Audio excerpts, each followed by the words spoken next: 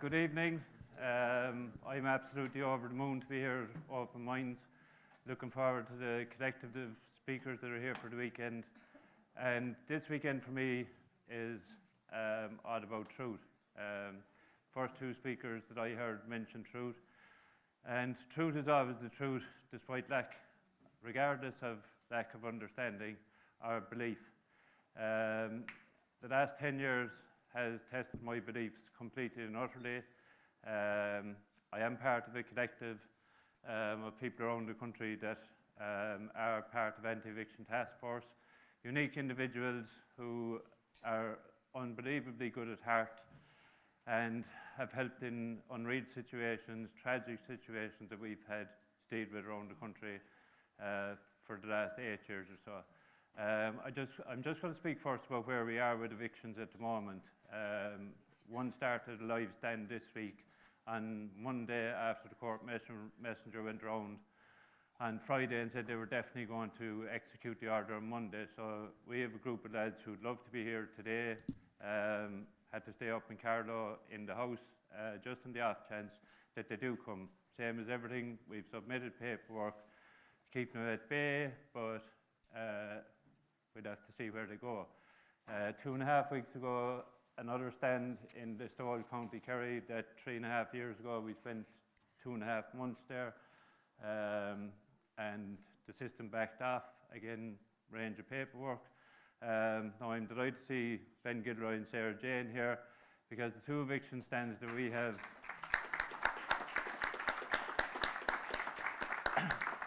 the two eviction stands that we are dealing with at the moment are both start mortgages. Now we basically called out the under-sheriff, court messengers, etc., and all their rubbish. And again, we just see where it goes. There is a third that will be starting on Tuesday this week, and that will be far more high profile than the other two. But the other two may have to go public in the near future. We just take it day by day and see where they go. Since I was here last year, an awful lot of things have happened. I gave a presentation on one case, and before I go into the ins and outs of that, obviously people are asking me about jail and all that, and I will get into that, but there's two things that I need to maybe explain first, emotional pain being one of them. The reason that I got into Anti-Eviction Task Force is because there was a number of suicides in my own area, some to do with evictions, more to do with young people suffering from emotional pain, and different reasons, and people with their own unique story. And emotional pain for me, I find far easier. I struggle with words because I see them as spells. So emotional pain is how I relate to an awful lot of people that we would be dealing with regularly. The country is in emotional pain, all told. Everyone is suffering from it, negatives daily for the last 10 years, 150 years, however far you want to go back. We were fed with the same rubbish back through the centuries. With emotional pain, people need to understand that everyone only has so many resources for coping with pain. I may have 10 or 15, others may only have one. So you have to be very careful with how we're dealing with people in the world we live in today. Emotional pain is the biggest killer in Ireland for me, and that's predominantly the people that I work with day in, day out within the eviction movement are at this because they're good at heart, compassionate, and care about what's going on in the country. Emotional pain is a difficult subject for most people to talk to, but these two things here on the side of our head are unbelievably important, far more so than this, and I will get into that a little bit more about where action speaks louder than words as I go on through the talk. I had to do a couple of notes just to keep me on track. How did I get here myself? I went through unbelievable emotional pain 15 years or so ago, and never had the thoughts of the suicide trait, which can be explained from other people that I've talked to, that basically they get to a point where there's a silent scream and then a whole rational train of thought follows that. They can't see that the outside world loves them, and they absolutely hate themselves. There's no self-love there. So, when people question how people do suicide, if you get down and into it with, a lot of people, you have to reach out, and we're going to have to start reaching out to other people, let them know that there's help there. There's loads of different kind of mini stands going on at the moment where paperwork is basically keeping them at bay. We can't take the chance that will happen, every day, every week. But we're good to go with where we're at the moment. The stand is basically in accordance with the law, which is their rules, their rubbish, which I and others gave 7, 8, 9, 10 years learning all their legal rubbish. And for me, 18 months or so, I drew the line and I was basically, that's it, I'm finished with the court. I'm not entertaining it anymore. And entertaining is, a word that's very apt in the court when you're dealing with actors, whether they're judges, barristers, solicitors. The only reality in the register or the circuit court or the high court when it has to deal with mortgage distress is someone who's absolutely destroyed by a system. Now, we only deal with family homes, and we've stayed within that from the outset, and we're struggling to cope with the amount of different people we have to deal with, and we have to keep that narrow. There's so many issues going on: homeless, housing, eviction crisis, no solutions whatsoever. Last year, the talk that I gave was about Tommy Collins' house in Corofin, November last year. There was a case at the end of that month, and I had sent in a piece of paper saying, I'm not coming in, that's it. That was fine. I'd been detached in October, just before Open Minds last year. Detached meaning that they just took me out of the case completely. So on we went. It was adjourned until January. Bank of Ireland came in citing Christmas on the 29th of November. I was like, they didn't think it was Christmas when Claire Noel's case was going on. They put her in jail shortly before Christmas and took her to task in the High Court. They're heartless. Christmas wouldn't bother them, high up or low down. So the 23rd of January, the case was scheduled for again. Good friend of mine down there, Jasper, sent me on right good news. The 2nd of January started the new year. The judges changed in the case, and I was like, here we go now, this is jail for Tommy Collins and, maybe me. So I spent a length of time then, basically, the collective were preparing Tommy how to deal with it, what to do on the day. Tommy is a very vulnerable individual, doesn't understand the whole legalese carry on, which, most people don't. And that is the purpose of it. It's not in our language. You're not meant to understand it. It's their game, their rules. The smallest house in the parish, playing against Real Madrid, Barcelona, Bayern Munich collective. And when you get out in the pitch with them, then you can't see the ball, and they're running rings around you, and you're trying to follow them. So that's part of the reason why I gave up all the court carry on. Came to 23rd of January. We did have lads watching the Garda station in the morning from early just to see, was there going to be big hit up in the court, etc. Nothing happening in Ennis, Garda station. So we left the house in Corofin. Tommy Coleman, good ally of mine down there, and into the court.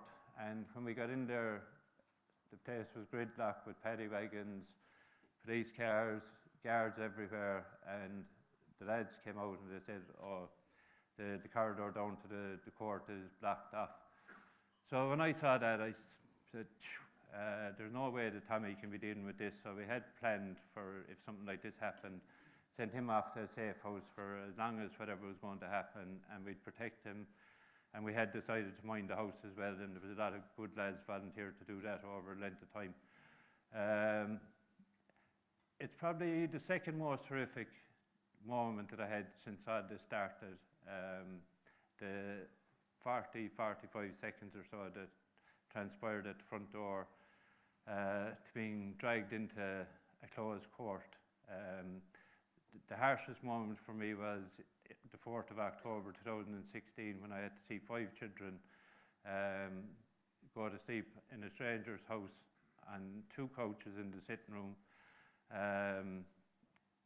where the army crew from the north, or mercenaries, that was the first time that I saw them in operation on the gate of that house, when I went down there a couple of hours after the small farmer, and the teacher came home with 5 kids in the car to find these mercenaries, dog unit, communication stuff everywhere.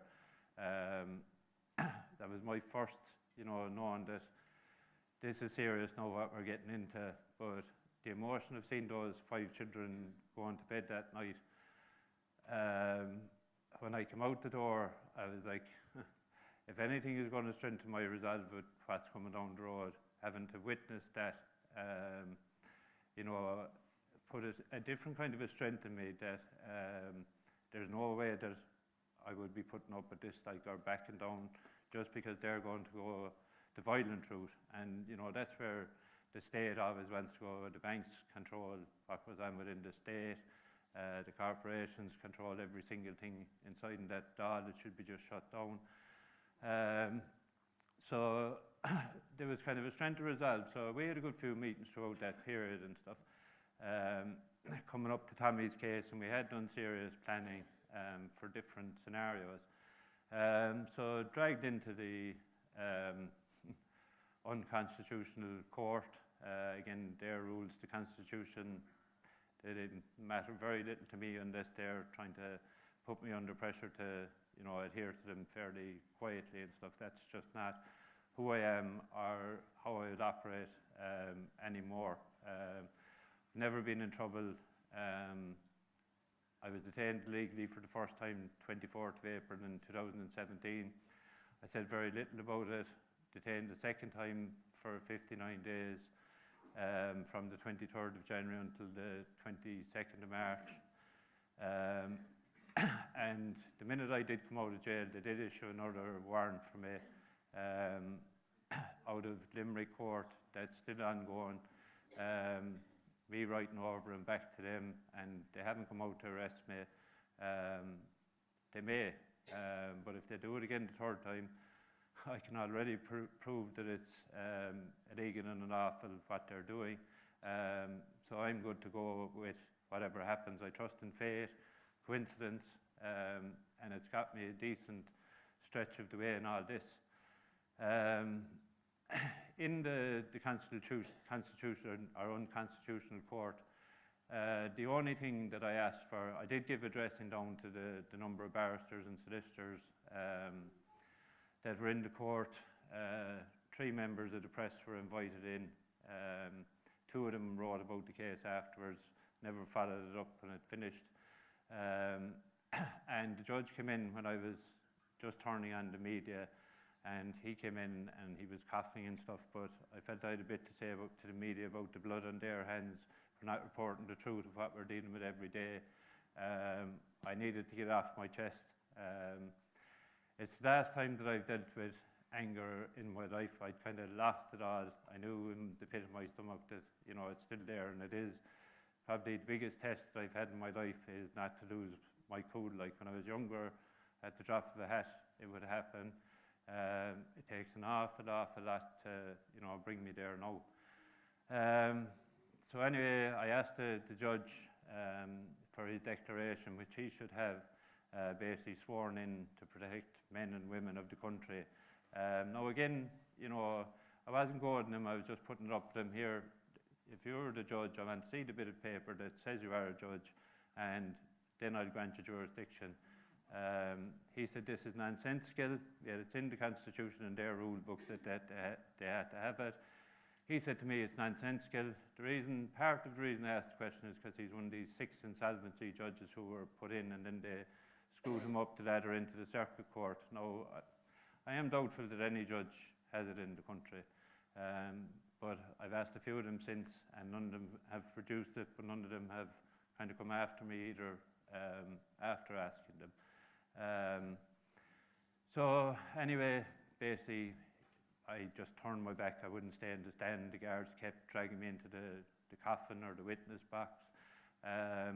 It's a civil matter, so there's no way that I was going into their criminal rubbish. So anyway, off to Limerick, and I am going to try and keep it short about Limerick. You know, people are curious about prison and stuff it was fine for me. Met an officer that I knew the minute I went in on the second morning, and he ended up bringing me up to the assistant governor's meeting that you have to do. And then he called me into the side room afterwards, and he said, "Here, have you been on the phone to your wife and stuff?" I said, "No, they gave me no phone calls, no nothing."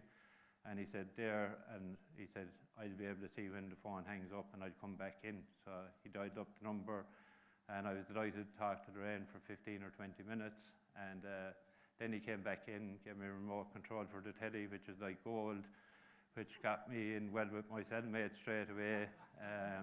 So I started paying attention to how things work. You know, you offer something or you give something and you get something back.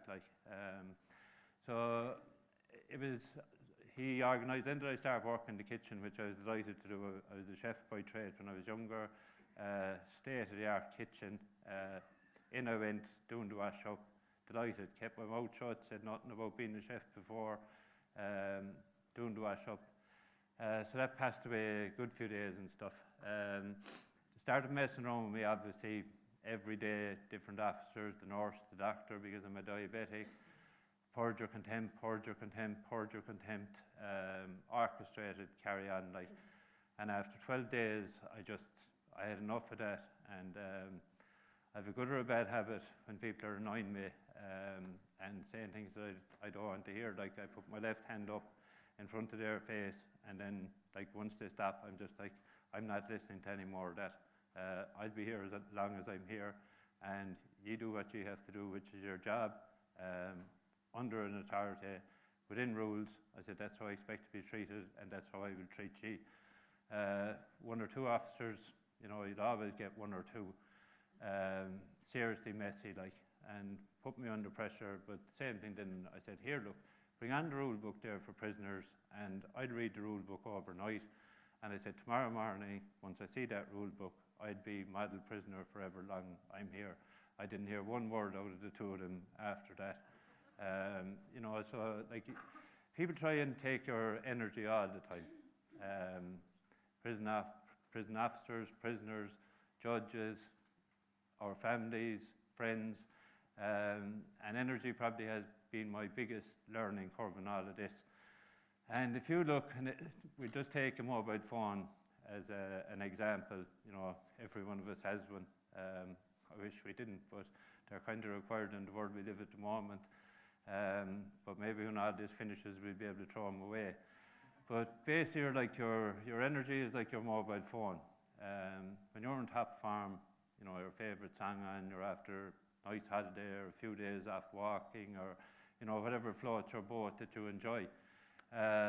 You're topped up there like your mobile phone, full to the brim. Next thing then, you know, we just say my older sister, very educated and doesn't kind of understand what I'd be involved in. So she'd come in and there'd be a bit of an argument or whatever, and then, you know, I try not to say anything hurtful to anyone that I meet. But even my silence drives her worse than if I answered her back. And then when she goes, I'd be like, Jesus, sure, they could have dealt with that differently, and, you know, made it a bit better for her or whatever, So then my battery has just gone down a small bit or whatever, She's gone off then and she's like, Jesus, why did I say that to him? Because she does get a bit harsh at times and stuff, But then, a couple of hours later, she'd have to calm down and get nice text or whatever. But your energy is still depleted in that time because of the turmoil. And that's the exchange. The Celestine prophecy explains it. Well, that's what the struggle in the world is for today, is people fighting over energy. ego, which I myself had to absolutely drop completely a number of years ago, because it just interferes in everyday living, peaceful existence. So that had to definitely get moved out. The prison then, the food is unbelievable.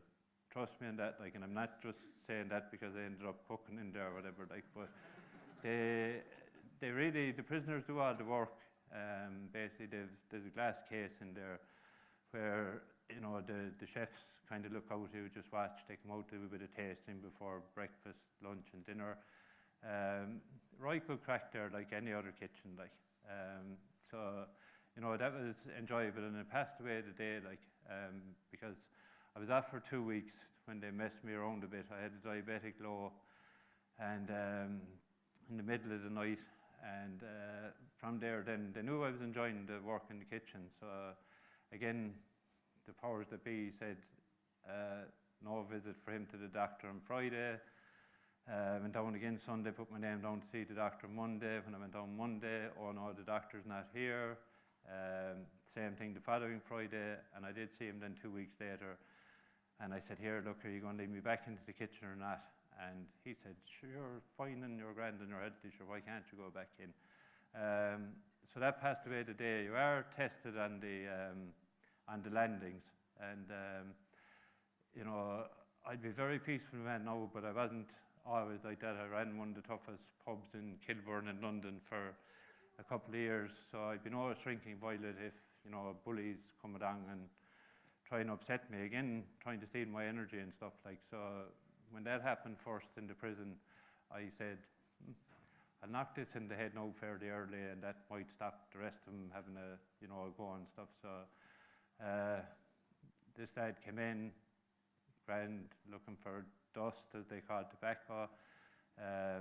Gave him a small bit, and next thing he kind of fancied the pouch and stuff and I had to draw a line quickly there, because I do smoke, fortunately or unfortunately. But they would have taken everything off me from there on in if I'd have kind of let go to that. So it was kind of loud. There was a small bit of, we'd say, pushing out the door or whatever. He went off to his cell, and I had no problems after that. He was apparently the toughest fella on the landing, so I thought that was kind of handy enough to get rid of him. So I made it easier. The opening and closing the doors, flashing in lights, stuff like that. Very hard to sleep in there, but I had done an awful lot of work in the 2 years previous to this on living in the present, which is an energy thing, because people are carrying around baggage and luggage with them from when they were children, traumatic events. As you go through your teenage years, you do daft things. You're 17, 18, 19, you're drinking and, done different things. But when you're low on energy, you'll start thinking of all the bad things that you've done in your life. So I decided to bring it very much into the present and just every day, and surrender and release all that luggage that I might be carrying around. We are dealing with a very negative thing, and people who are, at very low energy when we go into them. So basically our ideal is that we try and, remain in good energy, and that we kind of can radiate light to them, basically. Just give them that little spark that gives them the will to say, Jesus, there's people out there that are, they're going to help me, and they're good at heart, they seem compassionate. And that's kind of through the traits of collective of different people that have come in, and we've learned so much in the last number of years from different situations. We discuss it. It's like a hedge school. We discuss it, sitting in a circle, pass the feather like the Indians do, to come to resolution when we might have different differences of opinion on things. But it remains very peaceful when we're having discussions, and when new people come in, then there's like an inner circle, then an outer circle, and a bigger circle that we use to kind of protect ourselves. So real good, strong characters end up coming very quickly into the middle. Others take a little bit of time in the outer circle, and some then, because of energy, positive and negatives, they just get repelled out of the circle. And I just have to trust in fate and that. Like, we're not here to play God. You know, my mum, the trait that she constantly said to me when we were young, just do the best you can as often as you can. You don't have to do any more than that. No, I went away from all that when I was young. I caught up in work. Absolute workaholic, like horrific. Same, my wife rubbed off on her. She became workaholic. We had big pub in Killarney and stuff. Basically, lost all that in the boom after spending 18 months in traction on my couch. So, had to do a life review, and then when I was back doing the living in the present, all that life review came back to me, and the answers that I had got that time, but I couldn't understand them at that time. So, living in the present makes things extremely easy for me. Like, I deal with what's in front of me in the day. This talk is supposed to be about oppression. Oppression for me, again, when words are spelled, if you look up the definition of oppression, I'm not going to say it out because I have no interest in their definition of oppression. Oppression to me is fear, a fear-based train of thought. So in living in the present and with the difficulties that I'd experienced over, you know, from 10 years of age, the first belt of depression that I had, I'd learned an awful lot when it came down to it, but I did surrender and release all the luggage that I was carrying around. I still go regular to places, the Rastone Circle in Ishfadden Island, when I'm really drained, and I just go out there for a few hours or a day, and trust me, the following day, I am like an absolute new pin, phone charged up to the last, and I deal with what's coming like. So that's how I had made up my mind I was going to deal with prison, even before I went in there. Now, some would say you're manifesting that, and I'm saying I'm not manifesting this. We've stood in truth and honour in this from the very beginning, from the 16th of May 2016 to the 23rd of January. Tommy Collins, the vulnerable individual, never put in any paperwork, gave it to the court messenger to look after it, as I explained last year. Yet, you know, they were torturing him slowly, like. And basically, what our job was just to stand in front of him as a shield. Now, that's the collective. That's not just me. You know, I'm no way am I capable of doing this on my own. Everyone needs good people around them to help them, protect them, you know, give them advice, strategy. You know, it is An Art of War, which is a good book if anyone hasn't read it. But we had to learn all that, the same as I had to learn about myself. So it becomes very simple life if you decide to live in the present, because there's very little fear, because like fear for me can only be if it's right up in front of your nose, roaring and shouting at you, or, you know, court messengers or any of that nonsense. Like, they're more afraid than we are now at this stage, like, because they know that they're not operating legally, lawfully. We've called them out in it. There's no statutory offices for under-sheriffs, or there is a statutory office for the county register for the county of Kerry, but not the county register who he'd be writing out to. There's no sheriff's office in Kerry.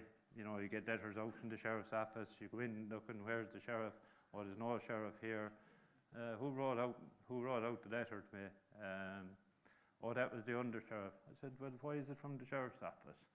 And then they're like, no answers, like. So, you know, it's all rubbish, all their carry on. I suppose the most unbelievable thing for me in prison was I had warned my own crew, none of this carry on outside the gate, you know, doing vigils and this crack. I said, mind the house. It's all about the house. Yet, you know, a collective got together again.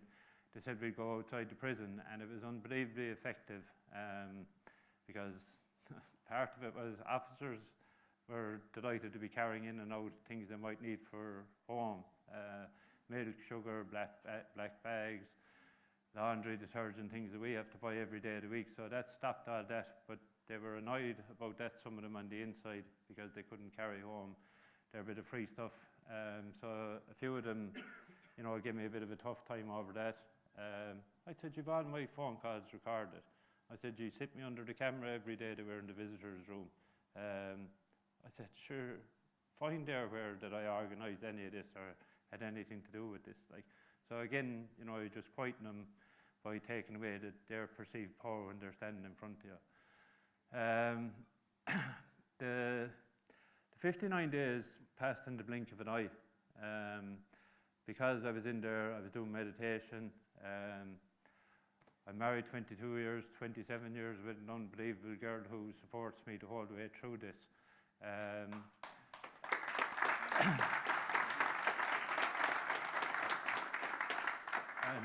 she was left on her own, but again, the collective that I'm involved in just looked after her unbelievably. And I know that she's tough out.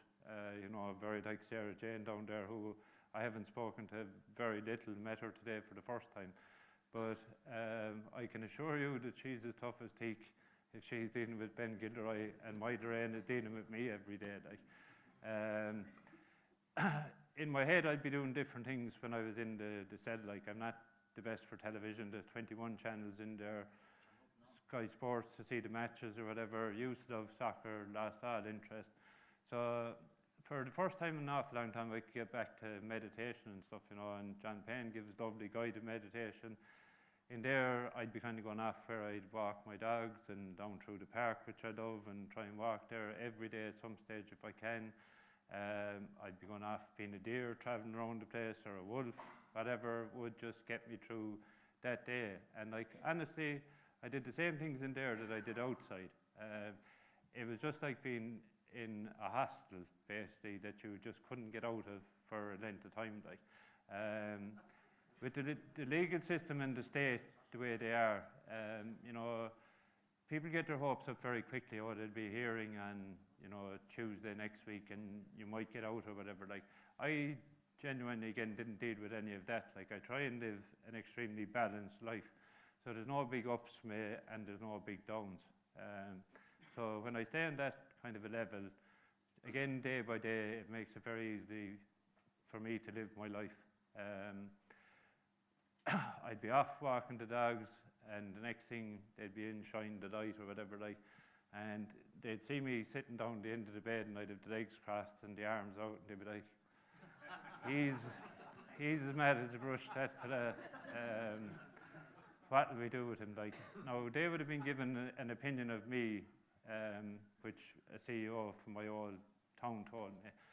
And they were given a file on me from who I don't know. I have a fair idea who was behind my case, because the governor blurted out to me when I put him under pressure. The governor came down 3 times into the little glass box where the chefs were with his kind of minder, who was the next in charge or whatever.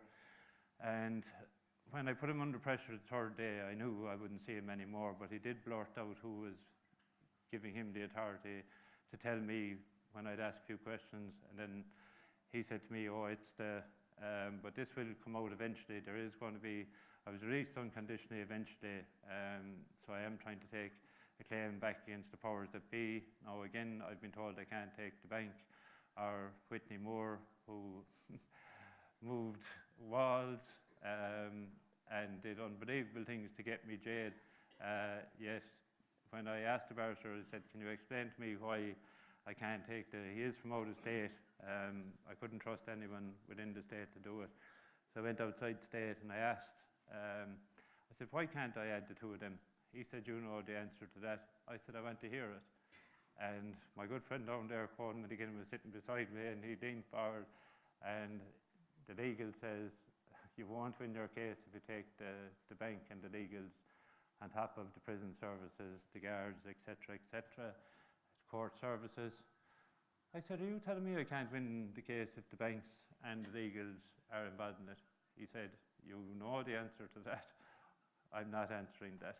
So basically, that's the world that we're living in. Anyone who believes in what they do, which is what all this is about, no one wants to be in prison.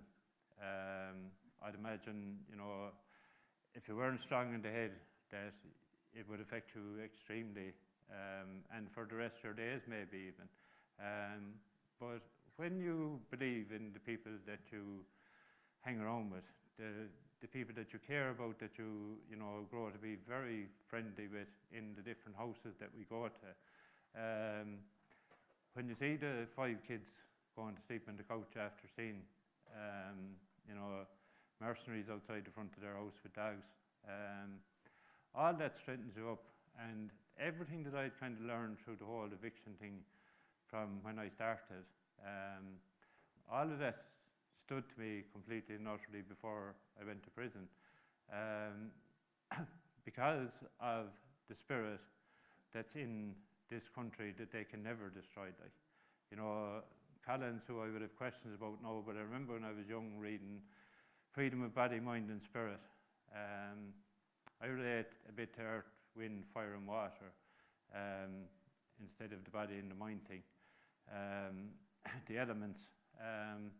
But for me, this absolutely needs to overcome what goes on here.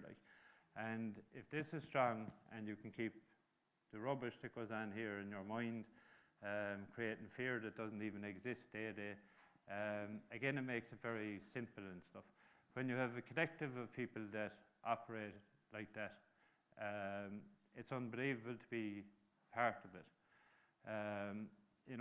And the whole concept that we kind of operate through is based on a very simple film called Pay It Forward.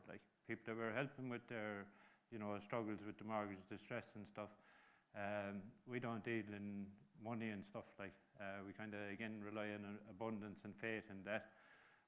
And people have been good that have given us money at times when we needed for petrol in and out of houses and things like that. Just when you have nothing, something magical would come in from somewhere, and then we're grand for another week. Happy days.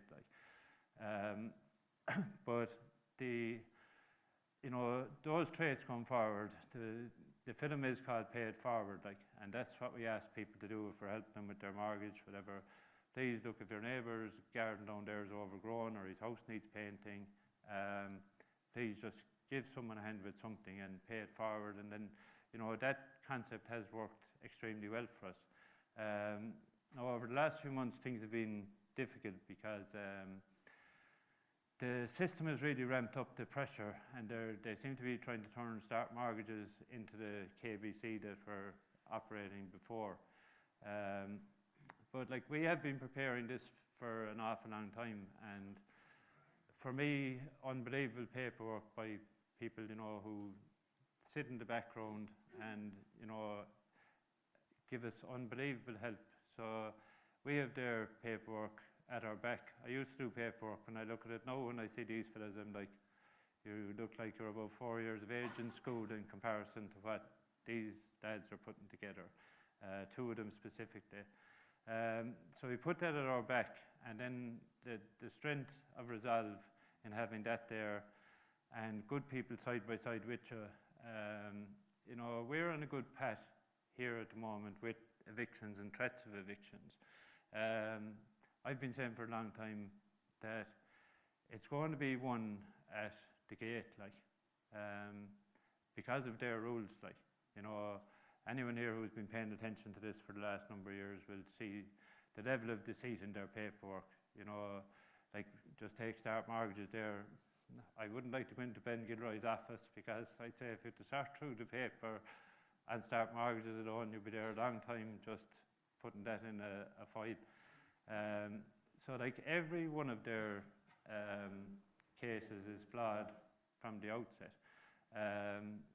Corrupt judiciary, private corporation, statutory corporation, that is the court, absolutely willing to destroy people. Now, Terry spoke about the famine earlier on.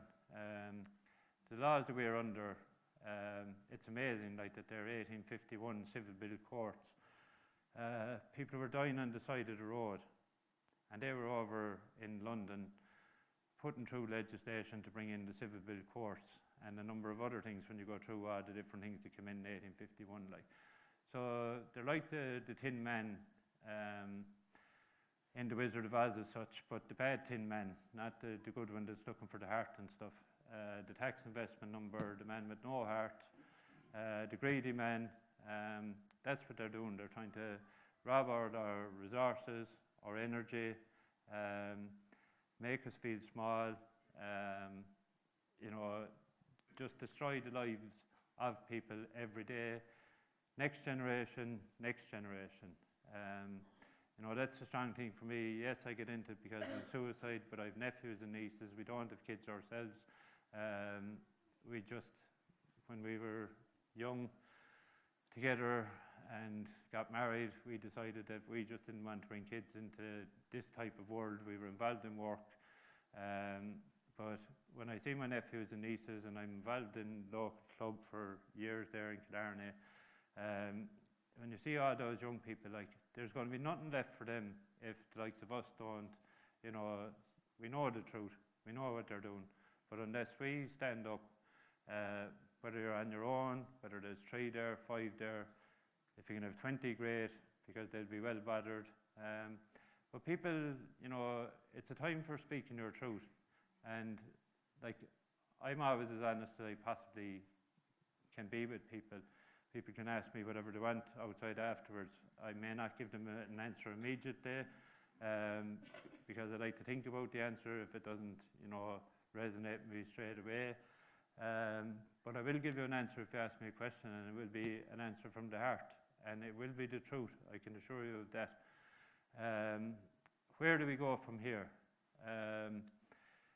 We've always felt that they're going to ramp up the pressure from September. We've been talking about this since last March, that the second side of the year, they were absolute delinquents in the first part of the year. Ben Gilroy locked up, I was locked up, other lads blamed for what went on in Strokestown. No physical evidence up there that any of them, have done anything out of the way to date. And they are ramping up the pressure now again with Strokestown, whether it's to see who's involved. They have a folder on everyone who's involved around the country. And the people that I know now at this stage from around the country, they won't be backing down. Like, it might be a smaller number that were involved in all the different groups that were going on before for education purposes, but homeowners start to say, this is unbelievable, like, what they've done, the process that they use to, get a possession order. They're not using the decree. The template from the High Court has decree on it, as I explained last year. There's no statutory provision for the court on top of the circuit court orders. Then when they have the execution order, the decree magically comes back into the execution order papers. The circuit court order is dead, then they've moved on to a new instrument with a new number. Decree, going back to the order, there's nothing that any defendant is ordered to do in any possession order, like, so just stay in your house, like. It's fairly simple, like. The state may come along and try and coerce you out, the banks, the legals, the letters that have gone to the 2 houses there where the stands are at the moment, and the physicality of a court messenger calling around you obviously is daunting. But if it's based on the deceit and not in accordance with law, why would you go anywhere, like? They've absolutely robbed the country blind, like. Our resources sold off, the treatment of people. I dread every time I have to go to Dublin when I see, the homeless on the street and stuff. You'd see the soup kitchens now and stuff, queues, a half a mile long for those in the evening. It's going on in all the major cities, food banks, no solutions. Like, I wish the eviction thing was over, because I genuinely would be absolutely hounding the TDs in my area, like, and I'd be hounding them out of their offices every Saturday. I'd be hounding them wherever I met them. They're just, again, it's pure and utter greed, like, that, is their mantra from the minute they get up in the morning to when they go to bed, like. But I have learned not to give them my energy for now. Like, I just cut them off as if they aren't even there, because they're of no help to me or anyone here. Vested interest, a fine wall put up between me and them, so they're not into stealing my energy, and I just operate in my own manner. The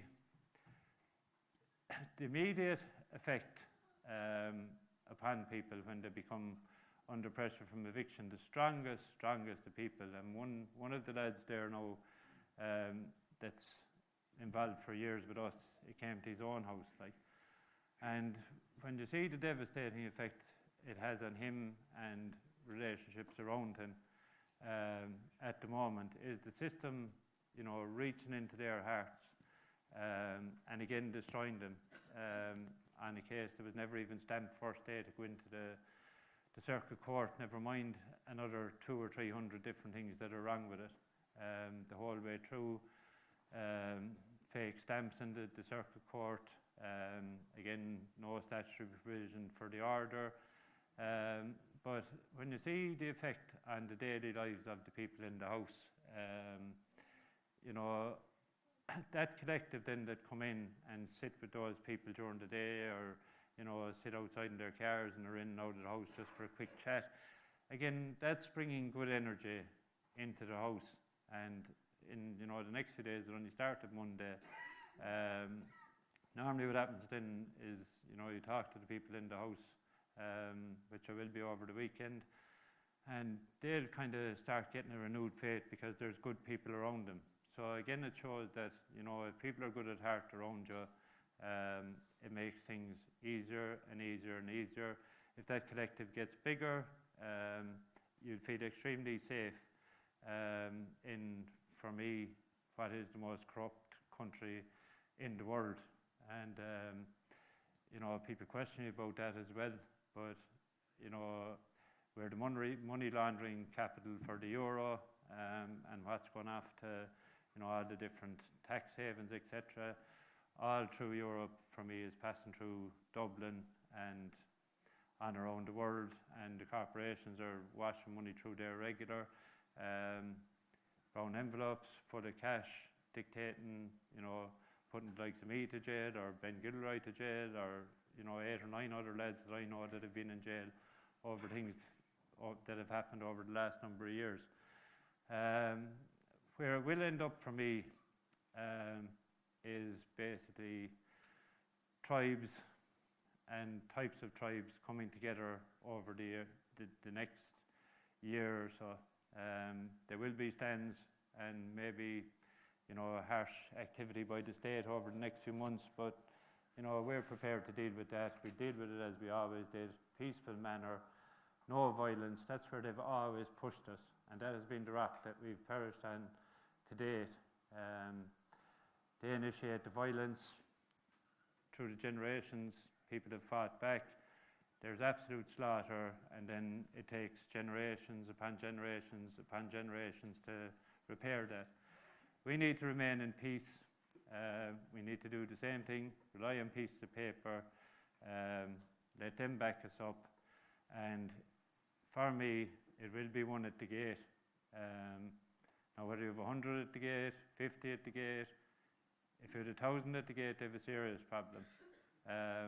That's for me where it will grow to in time. There will be a spark somewhere in the country that will just ignite everyone in the country. You know, this is from the Hunger Games. This is my last thing, like this saying. My wife was watching the Hunger Games over Christmas a few years ago, and I was on the computer, and the next thing I heard this, I was like, Jesus, that is some way to put that. This for me, you know, a few years ago there would have been far less light on this, like. Tiny candles light up very dark rooms. People are willing to live in truth, awareness and knowledge, which is, you know, that's the spirit that's embraced by Open Minds Conference. This is how I see the country at the moment. There's tiny candles everywhere that are saying, I'm standing for my truth. No one is going to budge me from it. And the further that we can push that, that is the collective that will change and absolutely change what has gone on in this country forever. So thank you very much. Thank you.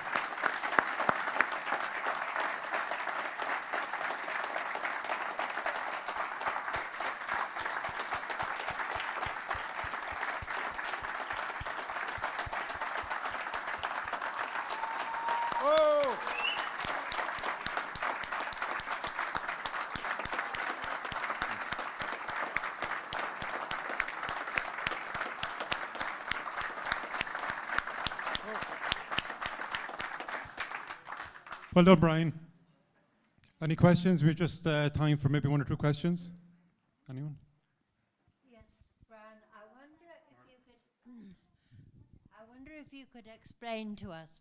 We are from London, England, and we don't seem to have the same problem that we're aware of at home.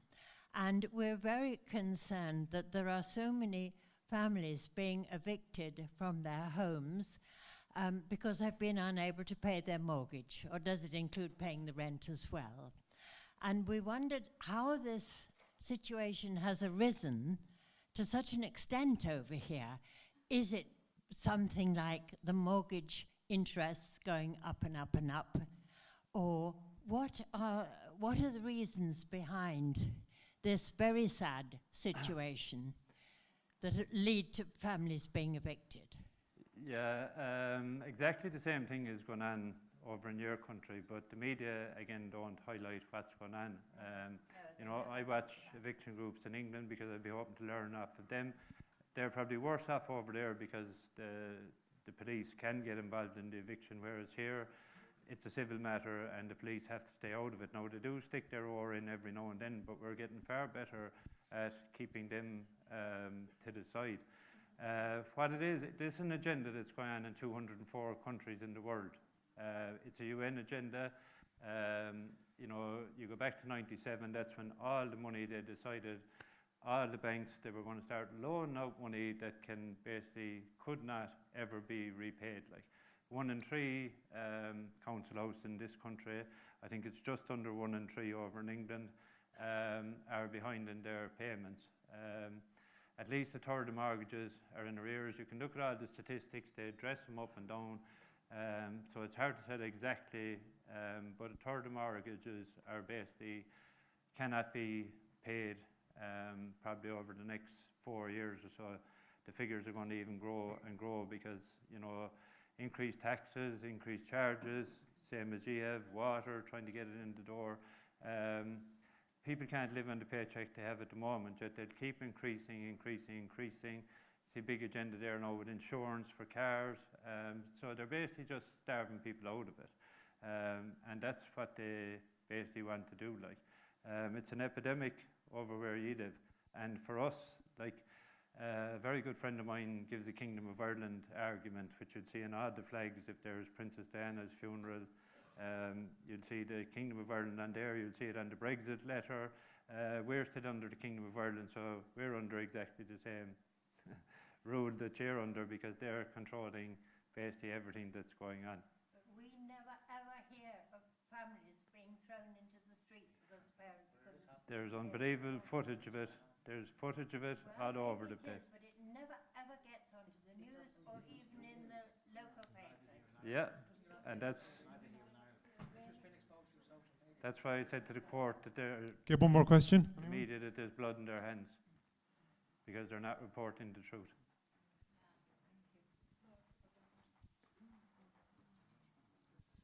I hope this is a good question, so forgive me if it's not, but I'm doing my best.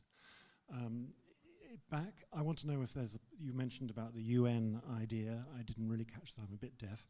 But the idea that this was part of a plan to get people indebted because then ... I don't think you specified. Yeah. This reminded me of something, it was to do with the time of the Suez Canal, when there is a paper trail at that time with the French government and the British government diplomats corresponding with each other and saying, yes, we must encourage the Egyptian government to spend all this money because then we've got them effectively by the short and curlies. In other words, we can, which they did, they took over the country for quite a long time and eventually the English took it over, you know, as you'll probably know. So in other words, this idea of using debt and finance how would one put it? There should be a word, and I'm afraid I'm too tired to say, but in a really mischievous, tricksterish, strategified way as an instrument of ensnaring people. Is there a paper trail that you know of, or that anybody can find? Because if you could find that paper trail that relates not to, well, it's good, 150 years ago we've got that, I mean, I've got that, paper trail, and because, in other words, people think otherwise it's just a conspiracy theory. They'd never do that, would they? But if you can find a paper trail, that would be fantastic. Do you know of one? Like, we pushed hard a number of years ago to get a financial transaction tax brought in. We've offered an awful lot of solutions to the government over the years. Financial transaction tax was one of them. But then we'd have a list every second of every day with every single transaction and where all the money is going. So they can't have a record of that the public would have access to see every transaction and where all the money is actually going. So the likes of us will never see that. It may leak out at some stage, like different things over the years, the Panama Papers, different things like that. If you look back to even here in Ireland when we joined the EU, all the council debt was taken off the balance sheet for the country back then to allow us to join the EU. Same in Greece, which Goldman Sachs encouraged and are being taken to court in Greece over that, and you can be sure the same thing happened here. Like, the council debts are worse than distressed mortgage holders' debts because they're absolutely spiraling out of control. And how are they going to continue paying them if they're going to continue to pay bondholders? Like, it just can't last because people have seen through it. They're grasping at straws to leave it continue. Part of the responsibility has to be on us about the money. I live a very simple life because I have to, because I've only X amount of money every week to do it and to live and to be happy and stuff. People need to go kind of growing their own food,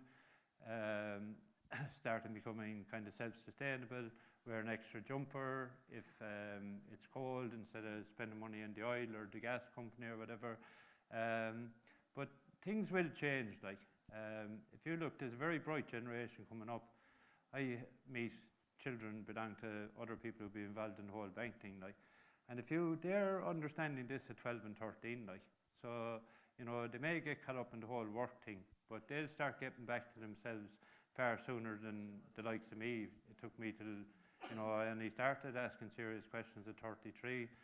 I was 39 before I started doing anything about it, like, whereas there's young people now in classes every day and they're standing up and speaking their truth, regardless of what the teacher. So, the teacher becomes the student and the student becomes the teacher. And that strikes hard for me as well because I am willing to learn off everyone that I meet. Again, fate and coincidence. Things will get better. I've no doubt of that. I don't worry about time. Brian. Another round of applause for Brian, please. Thank you.